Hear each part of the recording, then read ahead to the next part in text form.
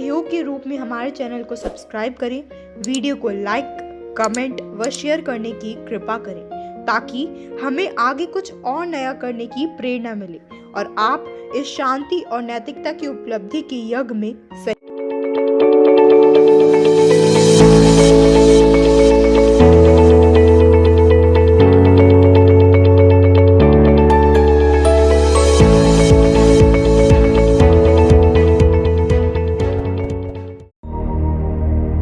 गुरुर्ब्रह्मा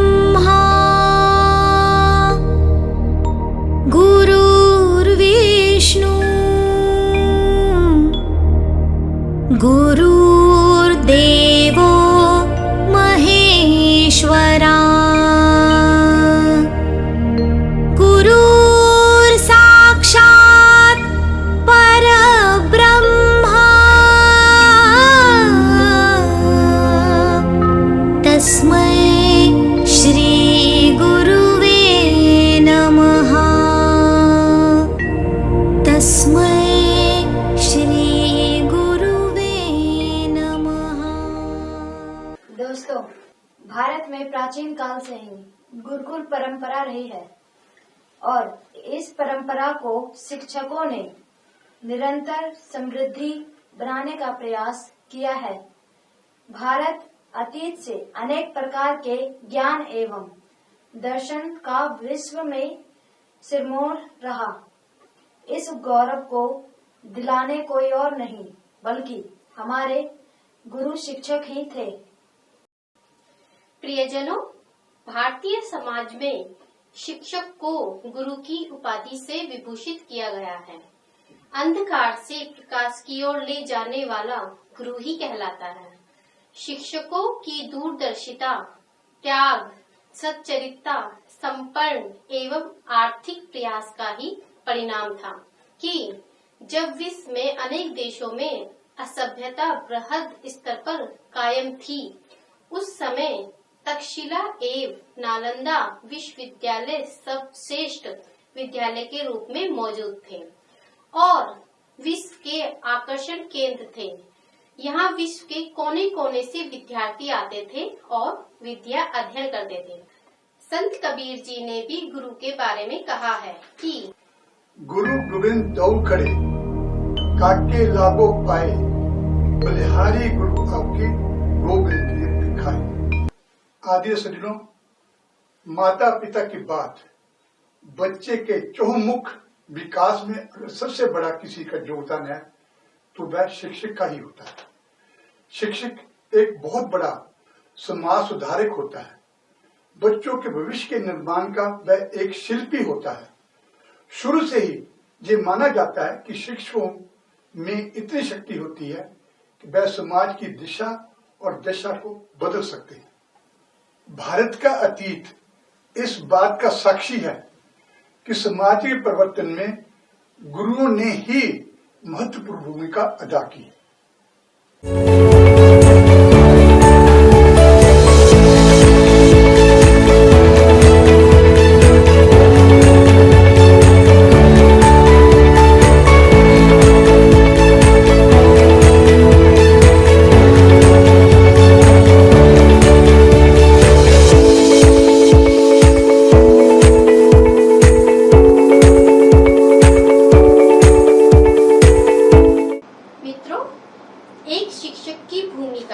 एक कुमार की तरह होती है जो विद्यालय रूपी चक्री में विद्यार्थी रूपी अविकसित बर्तन को सुंदर आकार देकर उसके मन मस्तिष्क को प्रकाशवान बना देता है। जैसे द्रोणाचार्य ही थे जिन्होंने पांडवों और कौरवों को एक से बढ़कर एक विद्याओं में पारंगत बनाया। वे चाणक्य ही थे जिन्होंने विष्णुगुप्त जैसे साधारण बालक को महान सम्राट चंद्रगुप्त बनाया। वह समर्थक गुरु रामदास ही थे जिन्होंने छत्रपति शिवाजी को चक्रवर्ती सम्राट बनाया।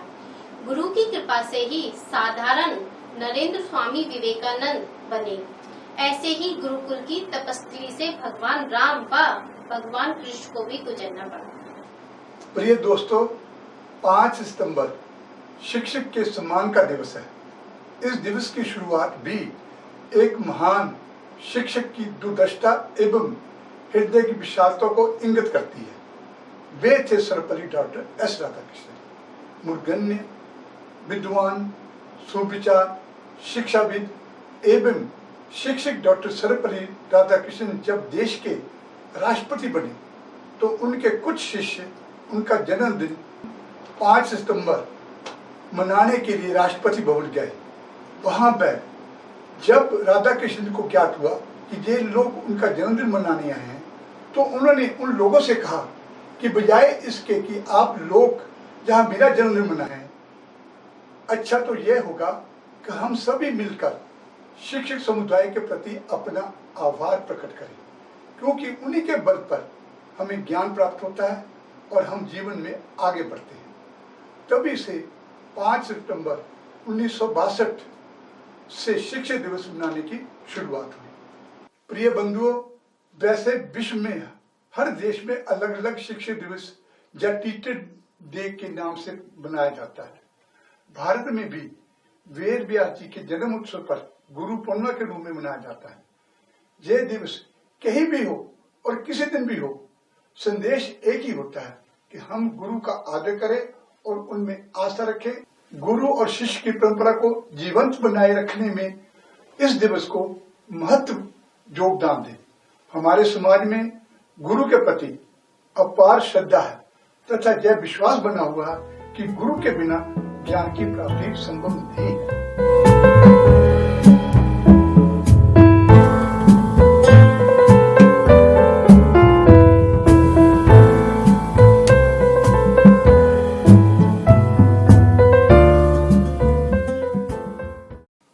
प्रिय दोस्तों, हमारे ऋषि महिषी बहुत दूरदर्शी थे।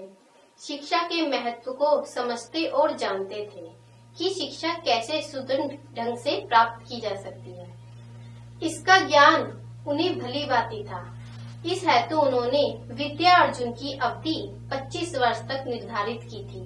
साथ ही विद्यार्थी जीवन के लिए ब्रह्मचर्य का पालन अनिवार्य बताया गया है। गुरुकुल में विद्यार्थी उन सभी विद्या, जीवन मूल्यों, संस्कारों आदि को इतनी अच्छी तरह आत्मसात करते थे और जीवन भर वही ज्ञान उनके पग पग पर उनका मार्गदर्शन बनता था। गुरु का कठोर नियम सभी के ऊपर समान रूप से लागू होता था। गुरु को शिष्य को दंड देने का पूरा अधिकार था। इस पर माता पिता या परिजनों को किसी प्रकार की कोई आपत्ति नहीं होती थी। समय के परिवर्तन के साथ अब सब कुछ बदल गया है। अब ना गुरु वह गुरु रहे, ना शिष्य वह। दोस्तों, पहले विद्यार्थी अपनी शिक्षा पूर्ण करने के बाद यथाशक्ति गुरु दक्षिणा गुरु को श्रद्धा से भेंट करते थे। आज शिक्षा देना विद्यादान नहीं रहा, बल्कि बिजनेस बन गया है। इसे एक प्रोफेशन का नाम ले लिया गया है। शिक्षा देना धन अर्जित करने का एक सशक्त माध्यम बन गया है। आज जिस विद्यालय की जितनी अधिक फीस होती है, उस विद्यालय को उतनी ही प्रतिष्ठा की दृष्टि से देखा जाता है। उसमें दाखिले के लोग लालान्वित होते हैं तथा मोटी रकम खर्च करने से भी नहीं हिचकाते। एक प्रश्न बार बार मन में उठता है कि क्या शिक्षा वास्तव में इतनी महंगी हो गई है? प्रिय मित्रों, श्री रामानुजाचार्य ने गणित के सूत्रों को लिखा। गुरुदेव पाणिनि ने व्याकरण की रचना की। श्री आर्यभट्ट ने सौर ग्रहण के बारे में बिना किसी यंत्र के बताया। क्या वो लोग इतनी महंगी शिक्षा ग्रहण किए हुए थे? इस पर आज विचार करना चाहिए।